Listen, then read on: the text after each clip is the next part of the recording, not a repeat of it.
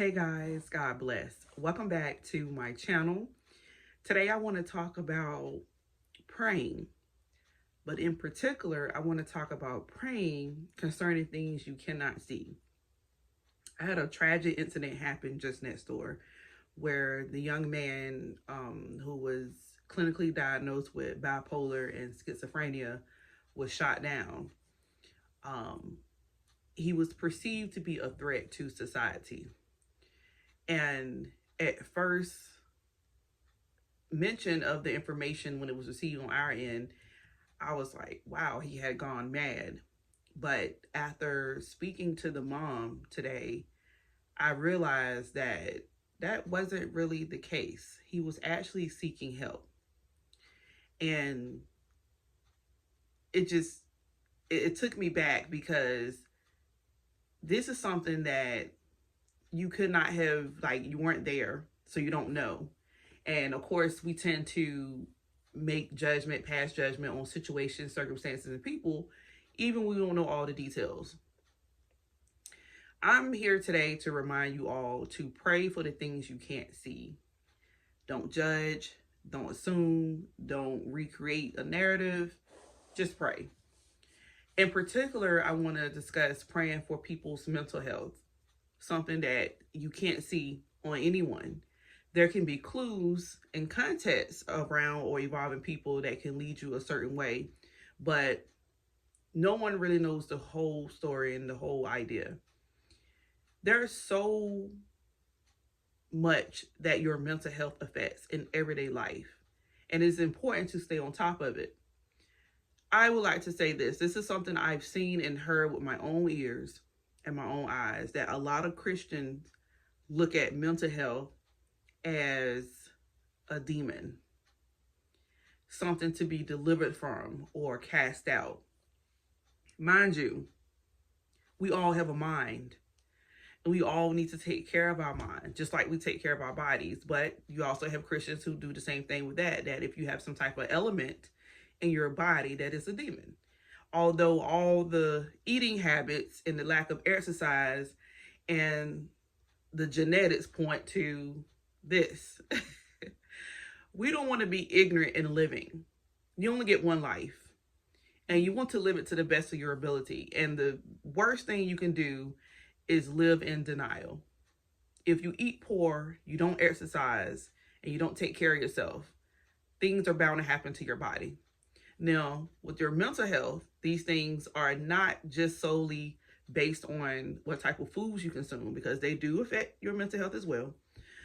There are certain vitamins and minerals that actually do help you think clear, focus, and de-stress. So food does matter in that, in case you never heard that before. I know a lot of people like to jump into, pills, vitamins, or whatever the case, medication, prescription, but food can have an effect on that as well.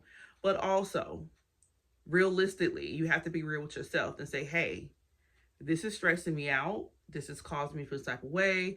I may be experiencing depression. Like, these are things that just because you say the devil is a lie or I rebuke that doesn't mean that's going to resolve the issue at hand. Realistically, you have to be real with yourself and say, Lord, I'm struggling today. Lord, I'm stressed. Lord, I have anxiety. Lord, I feel like I'm spiraling down.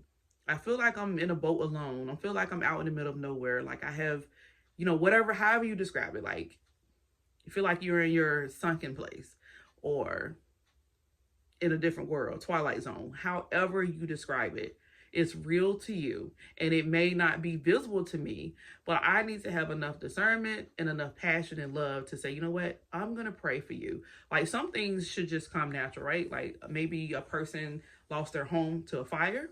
That can be mentally straining. Someone just figured out that they have a disease or health problem that will affect their life for the rest of their life. Yeah, you're probably stressed and you probably mentally down.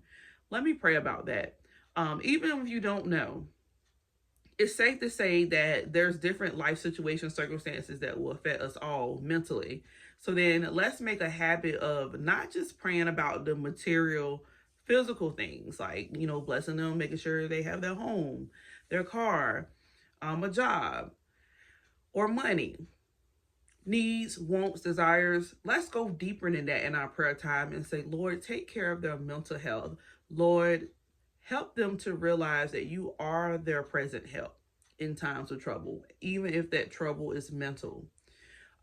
Lord, help this person, cleanse this person's heart and mind, rid them of any stress, fears, anxieties, trauma. Oh Lord, especially if you are aware of certain trauma and things in their lives, Lord, help them to cope, help them to navigate through this. Oftentimes people in general tend to look at trauma or the past situations as excuses, but listen, there's more than enough research to know that past situations can have a very heavy and negative effect on your mental health presently, especially things that were left unresolved or things with no justice, no resolution. Definitely has long-term effects. So you don't want to be one of those Christians to say, well, this person must not be living right. This person did it to themselves. This person needs to be rebuked, delivered. They got a demon. You do not want to be that person that just, because almost like a cop out, like, well, you're in this pile, so I ain't got nothing to do with that, or I'm above that. That's kind of the picture and the narrative that you paint, and we don't want to do that. Like, even if you may not even understand, comprehend, or be familiar with whatever it is that they got going on, at least have enough compassion in your heart to say, let me pray about that. Let me check in on them. Let me be present. Let me encourage you with the scripture. You know, do you need an ear? Do you need a hug? Do you need to get out the house? Like, there's so many different things that you don't know until you know. It doesn't hurt to offer yourself and extend yourself to people in that way. And obviously you want to do unto others as you would have them do unto you, or as you would want them to do unto you. So if I was in a sinking place and I was struggling mentally, I would want someone to reach out to me and say, hey, you want to go grab a cup of coffee?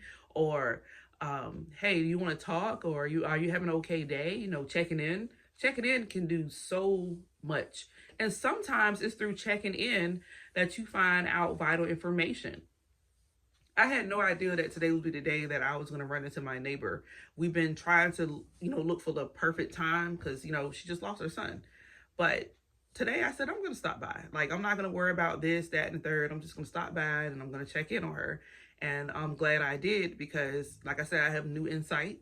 I have a new mindset towards the situation, and I know what to pray for now. And by all means, nobody has to vent to you. They don't have to tell you anything, but at least have enough love and concern to say, you know what, I'm going to pray about you anyway and pray about this anyway, despite your knowledge and your information.